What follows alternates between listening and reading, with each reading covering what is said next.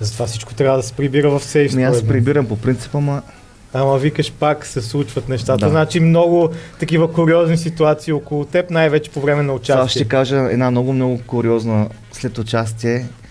Прибираме се от Германия за България.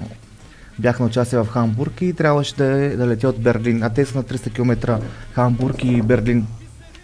И организаторите ни закараха на летището 4 часа по-рано. По принцип, обичайното е 2 часа преди полета. Но така стана, че ни закараха 4 часа. И какво стана? Аз бях и с колеги, с озвучителя ми, танцорка имах с мене. И вече точно 2-3 минути преди да излети самолета, ние се сещаме, че трябва да тръгнем към гейта. И точно вече преди да излетят, те ни казаха, не може да минете. И така изпуснахме самолета. А всъщност сте отишли 4 часа предварително. Да го обикаляхме по магазини. Какво стане? И то не само аз се ушашавих. Всички как никой не се сети, не знам. Значи всъщност Така ти е си писано. купунджия не само на сцената, но и в живота, така и изобщо си над нещата.